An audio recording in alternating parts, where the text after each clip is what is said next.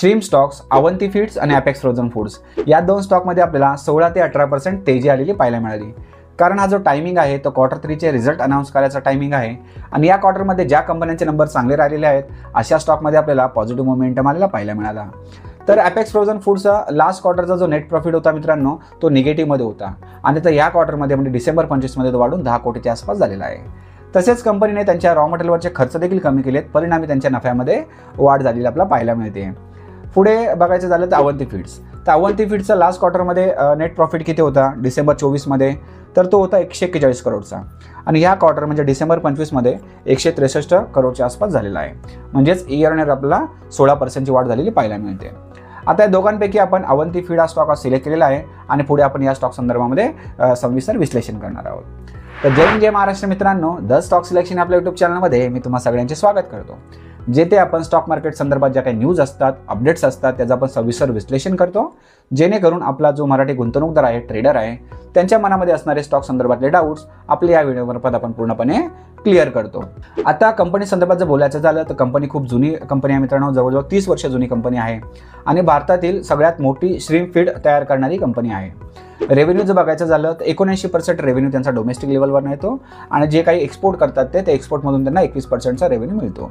आता टोटल एक्सपोर्टपैकी 70 ते 75%चा एक्सपोर्ट हा त्यांचा फक्त अमेरिकेलाच असतो. आणि आता तुम्हाला मी जे श्रीम फीड सांगितले मित्रांनो त्याचा देखील अर्थ तुम्हाला शॉर्टमध्ये सांगतो. तर श्रीम म्हणजे काय, तर कोळंबी, आणि फीड म्हणजे खाद्य. म्हणजे कोळंबीसाठी लागणारं खाद्य ही कंपनी बनवते. ते कशासाठी, तर कोळंबीची वाढ लवकर व्हावी, कोळंबीचं वजन वाढावं, त्यानंतर रोगप्रतिकारक शक्ती चांगली राहावी. आता कंपनी एक्सपोर्ट करते तर क्वालिटी देखील चांगली यायला पाहिजे, त्याच्यामुळे अशा प्रकारचं खाद्य जे आहे ही कंपनी बनवत असते. आता मित्रांनो, हे जी मी तुम्हाला माहिती सांगितली ही बेसिक माहिती होती. आता समजा आपल्याला एखाद्या स्टॉकमध्ये जर गुंतवणूक करायची असेल तर फक्त एवढ्या माहितीवर अवलंबून राहून चालणार नाही. त्याच्यामुळे आपण या स्टॉकचं आपल्या 4 इम्पॉर्टंट फॅक्टरवरती आपण कंप्लीट अनालिसिस करणार आहोत आणि व्हिडिओच्या शेवटी मी माझा क्लिअर व्ह्यू देखील तुम्हाला या स्टॉक संदर्भातला सांगणार आहे. त्याच्यामुळे तुम्ही आपल्या चॅनलवरती नवीन असाल तर आपला चॅनल पहिले तुम्ही सबस्क्राईब करून घ्या आणि पुढे जाऊन तुम्हाला व्हिडिओ आवडली तर आपल्या व्हिडिओला लाईक देखील करा. तर आपले जे 4 इम्पॉर्टंट फॅक्टर्स आहेत त्यातला पहिला फॅक्टर आहे तो म्हणजे फंडामेंटल्स. त्याच्यामध्ये कंपनी फंडामेंटली स्ट्रॉंग आहे की वीक आहे ते आपल्याला समजतं. सेकंड, व्हॅल्युएशन, म्हणजे आजच्या डेटला ज्या प्राइसला स्टॉक ट्रेड करतोय तो स्वस्त आहे की महाग आहे ते आपल्याला समजते. त्यानंतर तिसरं आहे ते म्हणजे फायनान्शियल.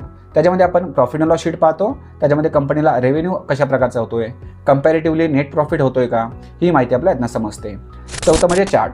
त्याच्यामध्ये सपोर्ट्स कुठे आहेत, रेसिस्टन्स कुठे आहे, पुढे मोमेंटम कशा प्रकारचा येऊ शकतो, ही सगळी माहिती आपण याच्यामध्ये पाहणार आहोत. त्यामुळे व्हिडिओ खूप इंटरेस्टिंग होणार आहे, तुम्ही शेवटपर्यंत नक्की बघा.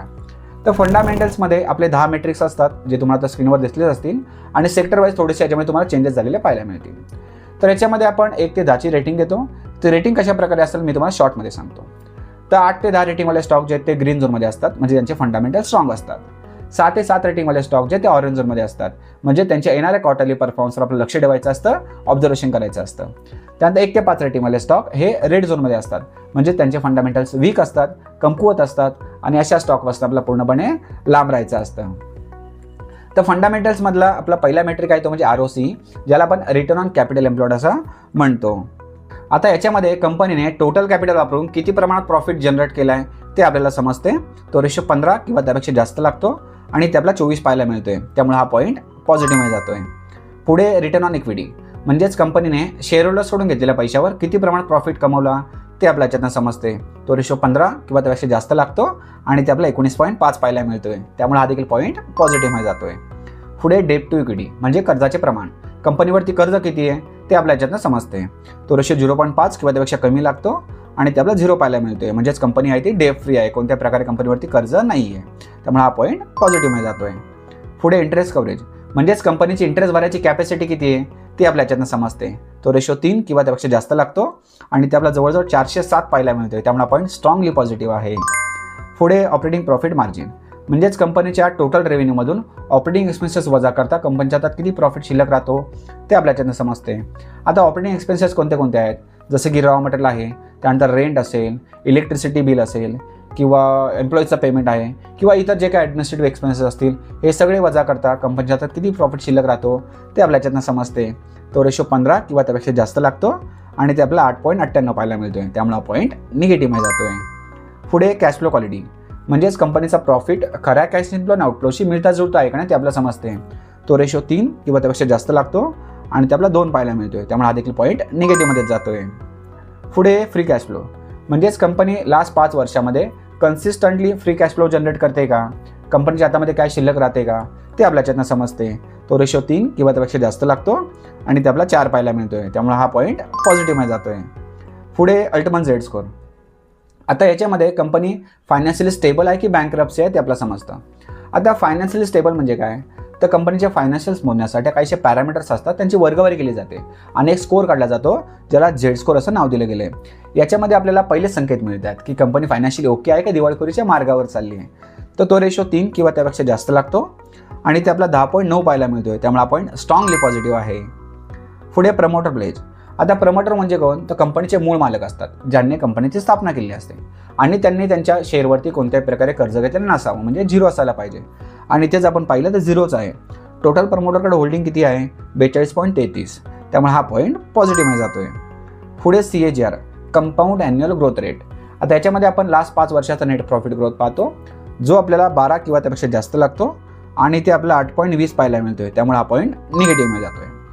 आता याची ओव्हरऑल जर आपण रेटिंग बघितली तर 7ची रेटिंग आली आहे, म्हणजेच हा स्टॉक ऑरेंज झोनमध्ये गेला आहे.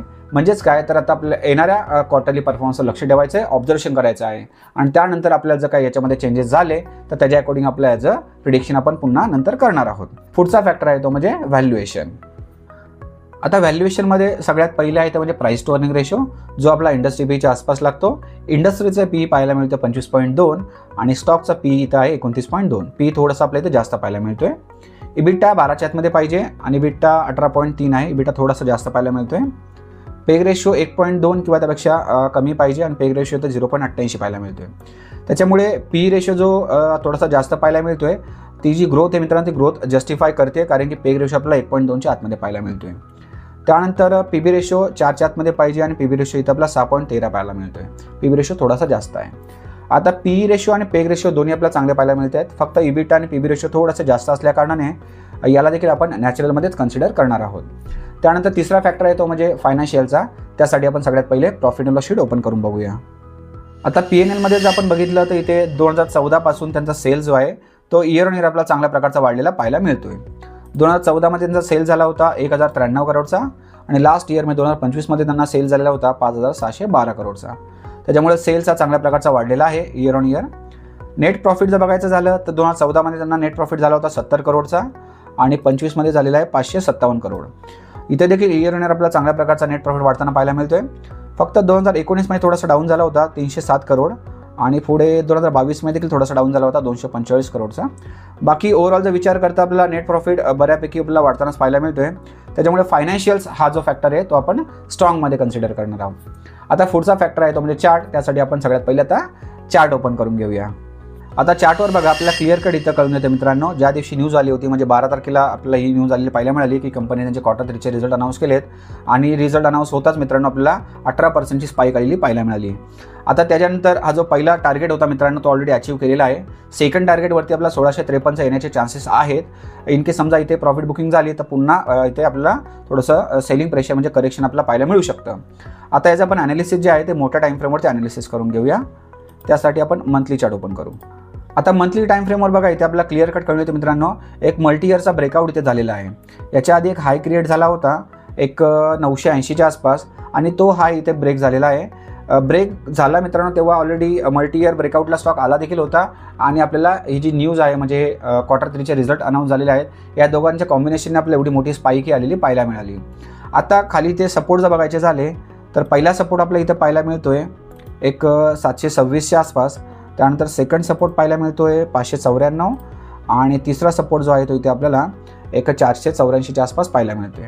तुम्हाला काय करायचं मित्रांनो, तुम्ही कोणत्या टाईपचे ट्रेडर आहात त्याच्या अकॉर्डिंग तुम्हाला डिसिजन घ्यायचा असतो. तुम्ही ॲग्रेसिव्ह आहात का कन्झर्वेटिव्ह आहात त्याच्या अकॉर्डिंग तुम्हाला तुमचा डिसिजन घ्यायचा आहे. आता व्हिडिओच्या सुरुवातीला आपण बघितलं मित्रांनो की पहिले दोन जे फॅक्टर होते ते आपल्या नॅचरलमध्ये पाहायला मिळालेत.